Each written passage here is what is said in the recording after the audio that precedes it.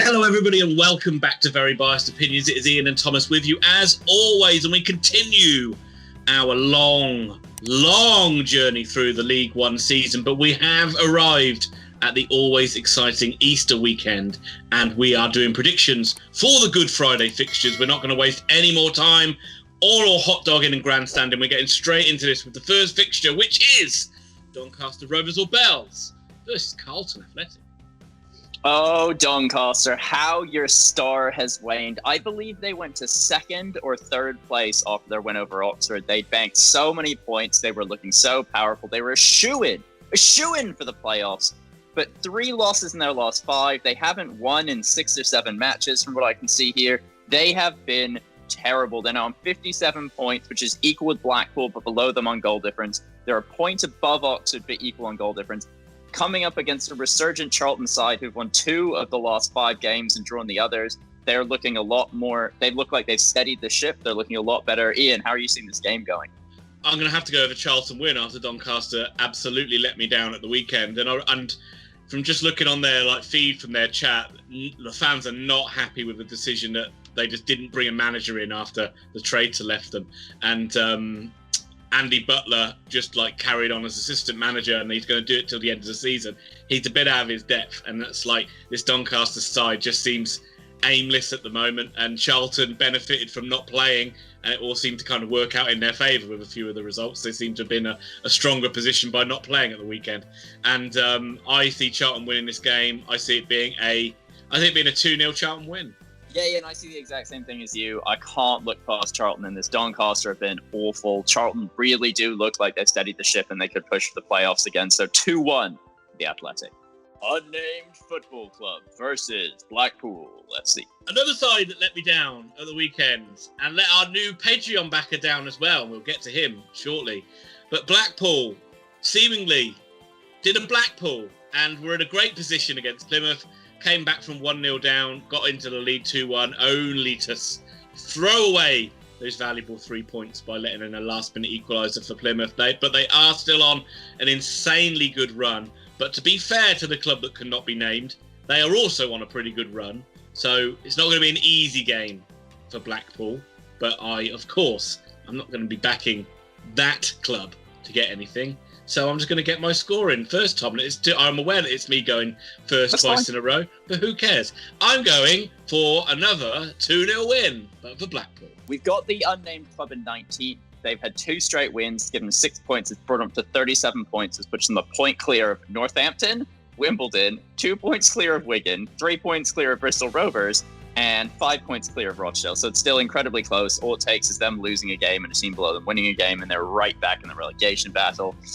Equally, Blackpool really could have used that win to solidify their playoff place. It would have put them into 59 points. It would have put them above Portsmouth, who've jumped right back into the playoff picture and look like they're back in it, but more on them later.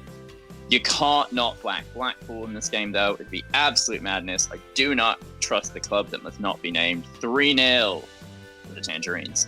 Tom's former love against his new love. It's Accrington Stanley versus Burton Albion. Ian, I don't know who to support here. Burton, they've lost 2 games in a row. How fair weather a fan am I? They're only 5 points clear of the relegation zone, having a couple of weeks look set to be in a playoff picture. So they're at 18th on 41 points, but they are 4 clear of the club, which must not be named. Aki, on the other hand, have been nothing short of dreadful for the last month and a bit. They've lost 4 of their last 5 games. They sit on 53 points. They're in 13th in the league. Yeah, they're only 4 off the playoffs, but this is a woeful run of form. This is the sort of form that just tanks your playoff picture. Oxford lose 2 games and everyone freaks out, but they've lost 4 of the last 5. It's been bad. I am going to have to back Jimmy Flloyd's magic in this. The man is a savant. He's sage. He is wise. He is everything you want in a manager, and he's also just a gorgeous human being. So, Jimmy Flloyd's band of miscreants to beat Stanley 3-1. And especially as you did not mention that Accrington Stanley lost 7-0 to Peterborough at the weekend. 7-0. I think they were 4-0 down.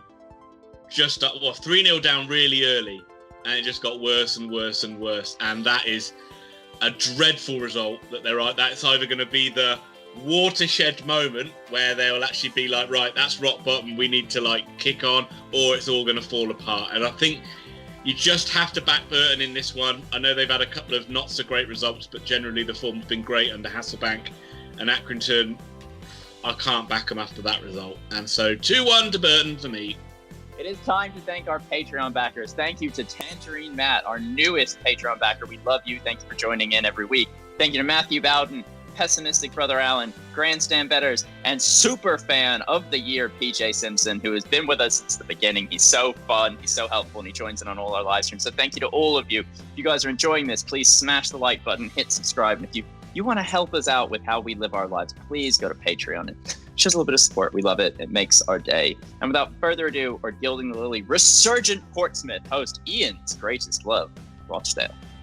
Portsmouth almost seemed like the big winners at the weekend, where they jumped from being, well, position-wise, they were quite far out of the playoffs, but obviously not with points, and then they jumped right back up into the playoff picture. It seemed like they were going along quite comfortably against Shrewsbury, and then Marquis got sent off, and then they conceded a goal, and then Marquis got sent off, and I imagine it was a bit of an uncomfortable last 20-odd minutes for Pompey, but they got over the line, they got the job done, and they are obviously firmly involved in this playoff, if not automatic picture as well. Rochdale, they have been poor, and they've been down the bottom pretty much all season, but they had one of their crazy results the other week where they had a 3-3 draw against Peterborough, and they didn't play last weekend. I imagine they didn't have internationals, but whoever they were playing probably did. And look, long story short, we're going to be back in Portsmouth in this one, so I'll get my score in. I think Portsmouth will win 3-0. Yeah, I don't think you can back Rochdale in a single match this season, especially after they did get that 3-3 draw, but they're really not looking great up front anymore, and they are still looking like they've got holes at the back. So they sit bottom on 32 points. They're 2 points below Bristol Rovers. There are no way Cuddy Drift. A win would drag them up to 22nd, and they've got a better goal difference than a lot of the teams above them. Equally, Pompey, 2 wins on the bounce. Kenny Jackett's out. They've righted the ship. They are actually chasing down Lincoln City now for 4th. They put a good enough run together. You think they could probably move up to 3rd. 1st and 2nd may be beyond them at this point, though. So I'm going to go for a Portsmouth win, and I will go for 3-1. Crewe Alexandra versus Hull City. So, huge game for Hull. They dropped points and they lost played. It means they're only a point clear of Peterborough in 1st, and they've played a game more. So they are going to need to win against a Crewe side who've been in what could be best described as indifferent form. They picked up 7 points of an available 15, 2 wins and a draw, 2 losses. Their early season form has tailed off. They're definitely safe for the year. They're definitely a mid-table side. But they're right at that point where the league levels out a little bit, and they are mid-table, and they are playing like a mid-table side. And as such, I've got to fancy the Tigers in this one. I think the Tigers will be Crewe 2-0. Yeah, the biggest problem for Hull is they seem to be all singing, all dancing, all conquering, but they can never seem to kill a side off. And I know we saw that when they did play Oxford. It's like they won 2-0. They should have scored more, really, with the chances that they had. And then in the odd game, that does come back to bite you. And it did against Gillingham. They should have absolutely smashed them. They should have got at least 3 goals in the game.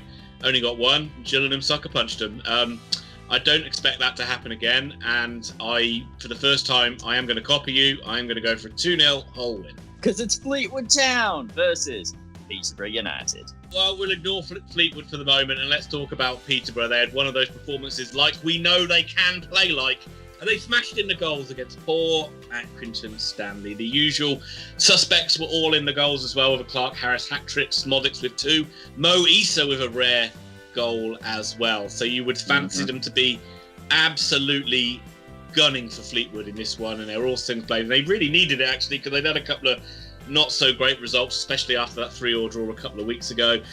Fleetwood actually are doing well as well, and they've got themselves back into playoff contention. Although they're kind of outsiders, they are still kind of there. And it only takes a couple of wins from this position, and they'll be definitely right there on the cusp of the playoffs. But yeah, I think you've got to go with Peterborough, not least because I've got a bet on them to win the league, and I'm going to go for Fleetwood 1, Peterborough 3. So Peterborough yet again have a chance to win and overtake Hull if Hull can drop another point. Every chance Peterborough have had this season to overtake Hull, though, they seem to blow it. They seem to draw or lose the game that gives them the chance, but this seems like an open and shut case. Fleetwood, yes, 3 wins in the last 4. They sit 15th now on 50 points, 7 points off the playoff. Peterborough in second, 69 points. Game in hand over Hull, sat on 70. But Fleetwood still can't score goals. It's their biggest problem. They are tight at the back, but they are very bad at scoring. And as such, I see a 3-0 Peterborough win in this game.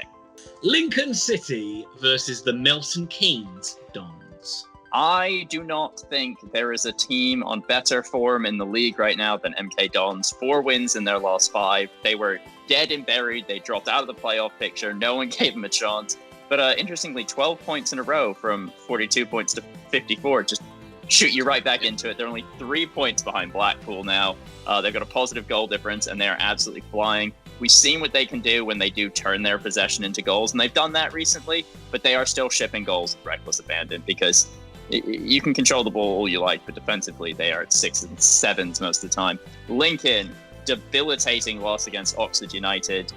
Really just did not show up to that game. Oxford were brilliant in it, but Lincoln didn't cover themselves at any glory. Didn't look like winning it, I don't think, since about 20-25 minutes in. And as such, I'm going for a shock. I am going for a Milton Keynes 2-1 victory over the City. Yeah, I'm leaning towards Milton Keynes as well. And they had a really good 1-0. Yes, they've not been great at the back, but they had a really good 1-0 win over Doncaster. And I imagine they'll just be looking at that one, just saying, just do that again. Just keep clean sheets, and we'll be right up there, because they definitely have got the attacking players to cause really any side in this league problems. And I feel a bit sorry for Lincoln. We played Oxford, they had a lot of problems with the virus going through the camp as well, so they were really down to their bare bones. And they still played well in the game, and it was a tight game, and they came out the wrong side of it. But the form's kind of dipped. Put in that you've got problems with injuries as well. It is a tough time for Appleton as they just try to hang on to kind of automatic promotion, and they will probably go into hanging on to playoffs by the end of the season, I imagine. I'm going to go with a draw, and this will probably be where I lose predictions for the week again, what happened last week. I'm going to go for a 1-1 draw. They don't lose many games, Lincoln, do they? No, they don't.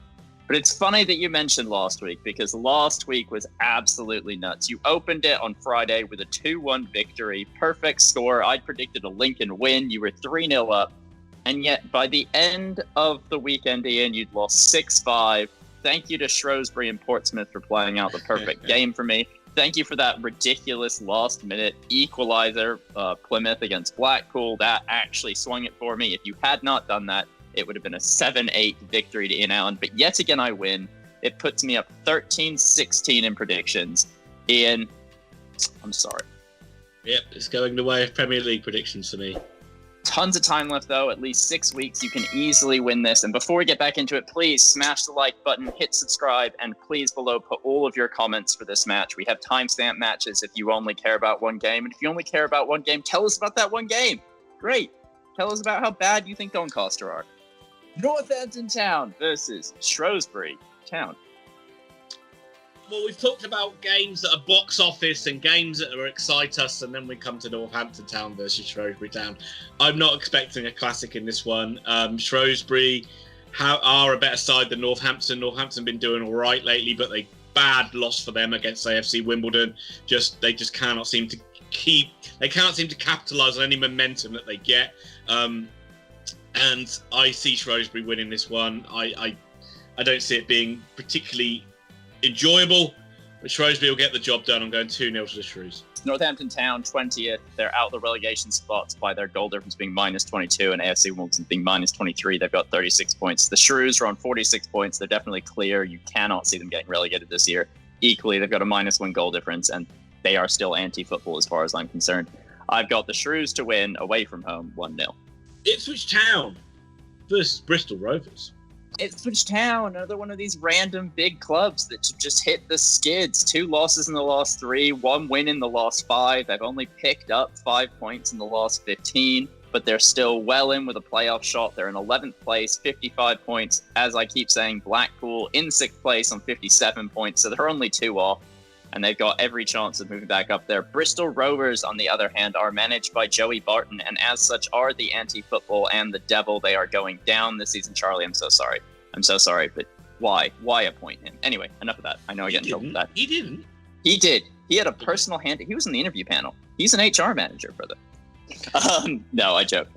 Bristol Rovers in 23rd. They've got 34 points. They're 2 above Rochdale. They're only 2 out of safety. And if they win a game, you could see them easily jumping out. But I can't see them winning this. I think Ipswich will somehow grind out this victory. I think it'll be 2-1 to the Imps. Yeah, Nope, it feels like a tight. Who? Which nickname are you looking at now? Ipswich. They're not Tractor the Imps. Boys. The Tractor Boys. Yes. There we go. Yeah, it feels like it's going to be a narrow victory to Ipswich, doesn't it? I'll just get the score out of the way. I think it's going to be 1-0, and it is Bristol Rovers. Look, last weekend they've lost to Sunderland, and let's be fair, it's a game that they probably would have expected to lose anyway, so it's not like they came out of it with any, getting thrashed or anything like that. They only lost by 1-0, and I think they actually held their own quite well in that game. This is a tough one as well. If there are any Ipswich fans listening to this, I'd like to know, I know it's only been a short space of time, but has Paul Cook made any noticeable differences since he's taken over? Has other team playing with a little bit more freedom? Are they playing with a little bit more attacking flair? Because it doesn't appear like they are from their results. So I think it'll be another tight win. I'm going for a 1-0 Ipswich win. Plymouth Argyle. Green Army versus AFC Wimbledon.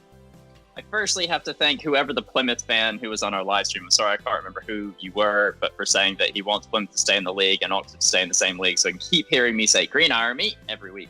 And it is probably my favorite team to announce. But Plymouth currently sitting 16th. They've had a very good season since getting promoted. They and Crewe have been the standouts. Obviously, Northampton have been battling relegation the entire time. But Plymouth on 49 points. They're sandwiched between Shrewsbury in 17th on 46 and Fleetwood in 15th on 50.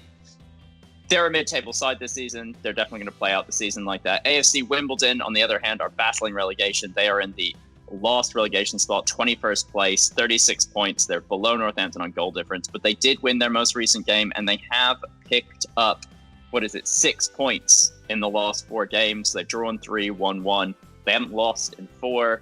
I think this is a very good chance to pick up some more points for them. I'm going to go for the first Desmond of the weekend. Deuces, baby. Wow, we're going for a high-scoring game. I don't see it being that high-scoring myself. Plymouth, although they broke my heart, that was a really good result against Blackpool because Blackpool were in fine form to take the lead, but then to rescue that point in the last kick of the game. But a really huge win for Wimbledon and that was against Northampton as well, winning 1-0.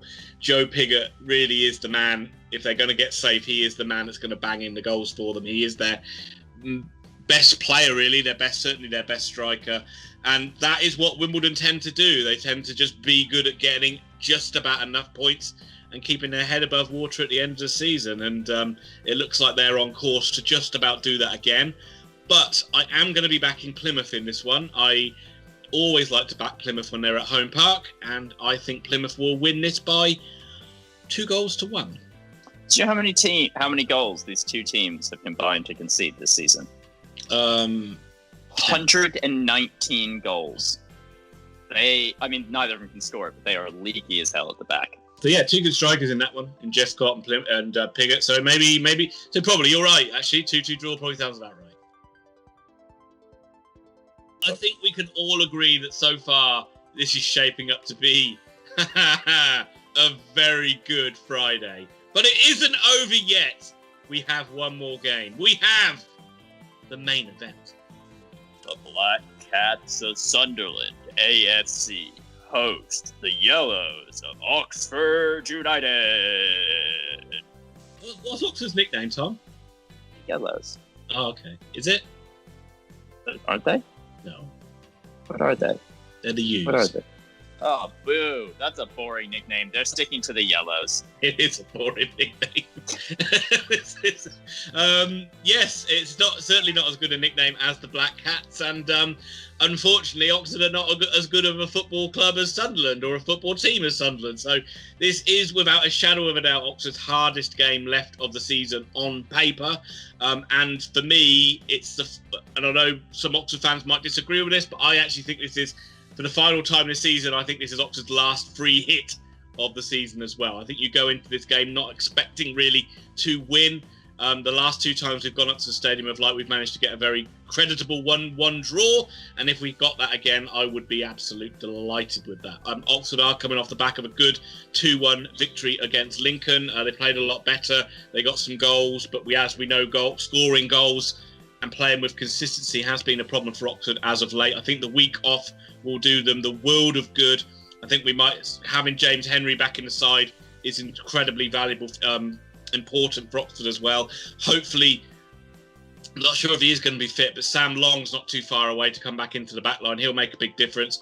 I don't think Ruffles is too badly injured as well, so he should be playing in the Sunderland game. I don't think it was a bad injury that he had against Lincoln either. But look, it's going to be a tall order, and we'll talk more about it in our preview video coming out this week. But as I can't show weakness, I'm going to go for Oxford getting all 3 points. 2-1 Oxford. Ian, I'm going against my better judgment. I mean, you can ask me questions if you want, but I'm going for a 1-1 draw. I haven't done my research for Sunderland, but I have, been following Oxford all season. This seems like the sort of match they might just be able to snatch a point in. And you're right about Henry, and especially if Ruffles is at right back, and you don't have to put a makeshift right back in there. And if Sham Long can reappear, then all of a sudden Oxford look really strong. Yeah, I mean, Sunderland, they have looked... Lee Johnston's done a really good job over the last few weeks, and they've been on some great form, but they don't score a hell of a lot of goals. But they are usually really strong defensively. So it's going to be for Oxford to get 2. Oh, God, I just don't see that, but I have to put it. And yeah, we know Sunderland love 1-1 draws, so... and as I said, I'll be delighted with that scoreline.